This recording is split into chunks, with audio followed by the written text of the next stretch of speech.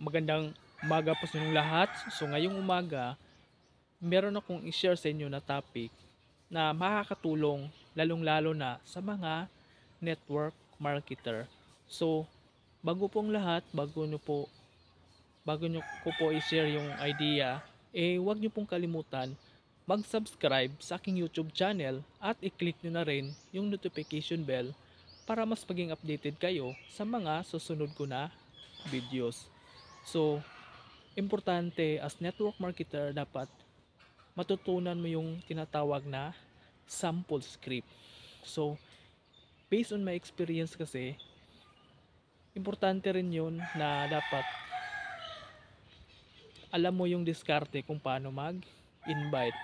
Number one, pwede mo siya ialiba yung oras. So, halimbawa, meron kang gustong imitahin na stranger or katabi mo lang sa upuan, pwede mo siya ma-invite sa pamagitan ng pagtatanong nung anong oras na. So halimbawa, excuse me ma'am, excuse me sir, kanang saan yung oras ma'am? Anong oras na ma'am?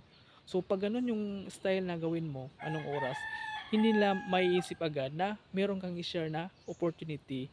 So pag ma-share mo na yung style na ganun, masabi mo na kanong oras, pwede mo na sundan yung tinatawag na form. So ano ba yung form? Yung form stands for family, occupation, recreation, tsaka message. Kung mag invite ka, kahit saan doon ang pwede mong unahin. So, halimbawa, yung occupation, pwede mo siya tanungin nga, ma'am, sir, excuse me, kanang may, baka may kakilala ka po na naghanap ng additional source of income. Pag sinabi na ganun ba? Anong style ng gagawin yan? Paano po yan? So pag ganun, doon ka na mag-message na ganito kasi ma'am, member po kaso ng isang network marketing.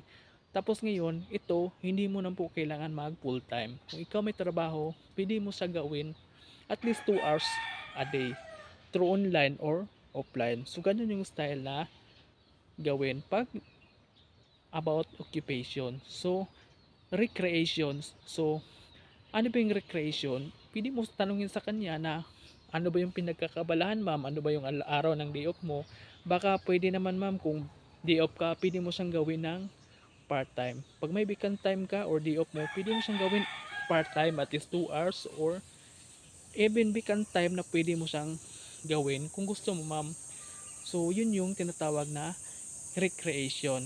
So halimbawa, nag-mention siya na ano na about products o may senior ka na products na ito maganda sa sa high blood, maganda to sa diabetes, baka may kakilala ka na may problema sa health problems.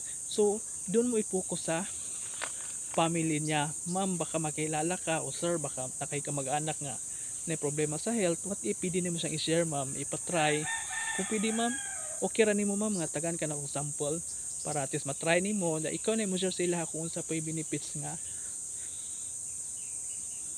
may benefits mo sa products. So, muna tinatawag na form, family, occupation, recreation, tsaka message.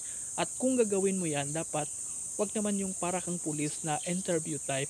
So, kahit saan doon, either magsimula ka sa occupation, kung ano yung pinagkakabalahan nila, yung ano yung trabaho, recreation, kung ano yung pinagkabalahan nila, at saka yung message na pwede mo sang sabihin sa kanila na ma'am, sir, kanang yung opportunity na ino-offer ko sa iyo, pwede mo siyang gawing part-time. So yun yung message kasi kaya kita in-invite ma'am kasi naghanap po kasi ako ng isang business partner.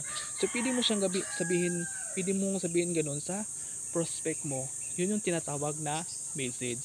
So sana makatulong to sa mga taong network marketer na hindi alam kung ano yung pwedeng gawin nila na strategy paano makapag-invite or makapag-join sa mga taong hindi nila kakilala or sa mga taong kakilala nila pero hindi nila alam kung paano magsimula mag-invite. Meron ding kidnap style na sabihin mo lang magkape tayo tapos pagdating doon pala pupunta sa opisina, pwede rin ganun pagkakilala mo lang.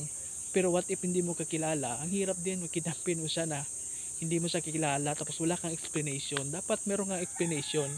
Kaya importante yung form, family, occupation, recreation, tsaka message. So yun lang po, maraming salamat po. Thank you. Sana makatulong to sa mga network marketer na hindi alam kung ano yung mga strategy na gawin pag mag invite ng prospect. So, yun lang po. Maraming salamat po.